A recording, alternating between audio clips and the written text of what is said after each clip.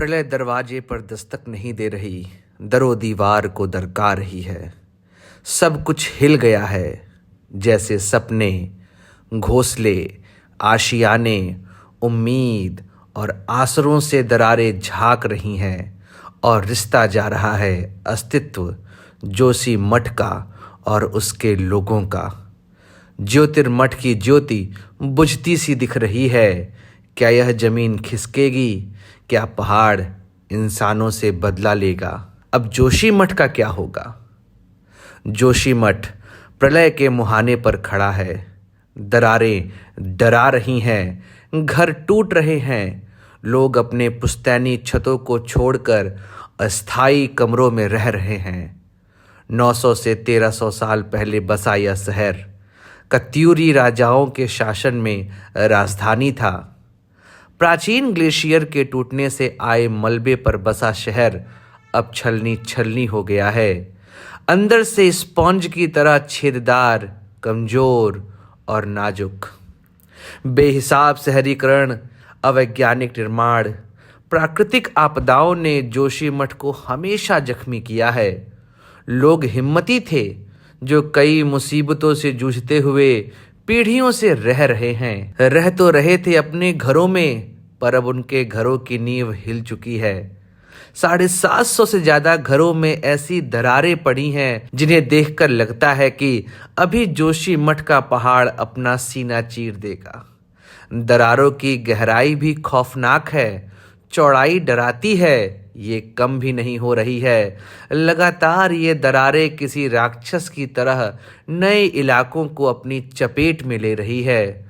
लोगों को खतरा हर जगह दिखाई दे रहा है। उन्हें अब अस्थायी जगहों पर बसाया जा रहा है। लोग अपना सामान तो भले कहीं ले जा सकते हैं, लेकिन पुश्तैनी मकान से जुड़ी भावनाओं को टूटते कैसे देखें? उनकी आंखों में अपना सब कुछ खोने का दर्द अलकनंदा के बहाव से तेज देखने को मिल रहा है। उनके रोने की हृदय विदारक चीत्कार ऐसी है कि जैसे अभी पहाड़ों पर कहीं बादल फटा हो। लोगों को आप उस शहर से और उनके घरों से हटाकर कहीं और आशियाना तो दे देंगे, लेकिन उस शहर की टूटती दरकती सभ्यता, उससे जुड़ाव कहीं किसी फ्लैश फ्लड में ना बह जाए। क्यों धस रहा है जोशी मठ?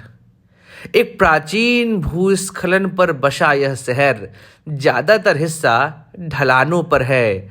ढलानों की ऊपरी मिट्टी कमजोर है, साथ ही इसके ऊपर बेतरतीब हुए निर्माण का वजन बहुत ज्यादा हो चुका है, जिससे लगातार बढ़ रहा है दबाव। इससे खिसक रही है जमीन। सही सीवेज सिस्टम का ना होना, इस वजह से मिट्टी अंदर से खोखली हो गई है। बारिश का पानी और घरों होटलों से निकलने वाला गंदा पानी, जिसके निकास की व्यवस्था नहीं है, यह जमीन के अंदर रिसते रहे। इससे मिट्टी के ऊपरी परत लगातार कमजोर होती चली गई। इससे ढलानों की मजबूती खत्म हो गई और अंदर से खोखला होने की वजह से इनमें दरारें पड़ गईं। लगातार पानी रिसने की वजह से मिट्टी की परतों में मौजूद चिकने खनिज बह गए हैं, जिससे जमीन कमजोर होती चली गई है। ऊपर से लगातार हो रहा निर्माण और उसका वजन यह प्राचीन मलबा सह नहीं पाया। इस तरीके से जोशी मठ की ढलानें पूरे तरीके से हिल चुकी हैं। आखिर क्या कहते हैं इसरो के वैज्ञानिक? इसरो ने अपनी सैटेलाइट से जोशी मठ की आपदा का जायजा लिया। रिपोर्ट में जितना हिस्सा घेरा गया, उसे देखो तो लगता है कि पूरा जोशी मठ ही धंस जाएगा। यह रिपोर्ट हैदराबाद स्थित नेशनल रिमोट सेंसिंग सेंटर ने जारी की थी, जिसके बाद इसरो की साइट और अन्य स्थानों पर भी इन रिपोर्ट्स को दिखाया गया, लेकिन सरकारी आदेश ने इन्हें हर साइटों से हटा दिया गया। क्यों महत्वपूर्ण है जोशी मठ? जोशी मठ में आदि शंकराचार्य का मठ है। इसकी काफी मान्यता है। साथ ही यहाँ के धार्मिक स्थानों पर जाने का यह गेटवे है। बद्रीनाथ, हेमकुंड साहिब, तुंगनाथ का रास्ता यहीं से होकर गुजरता है। इसके अलावा पर्यटन के हिसाब से भी यह रास्ता काफ़ी महत्वपूर्ण है। लोग यहाँ से औली, वैली ऑफ फ्लावर्स और चोपटा जाते हैं। इसके अलावा यहाँ से चीन की सीमा नज़दीक है। ऐसे में रणनीतिक तौर पर भी यह जगह बहुत ज़रूरी है। भारतीय सेना का कैंटोनमेंट यहाँ पर है। गढ़वाल राइफल्स की स्काउट बटालियन गढ़वाल स्काउट्स का स्थायी मुख्यालय है।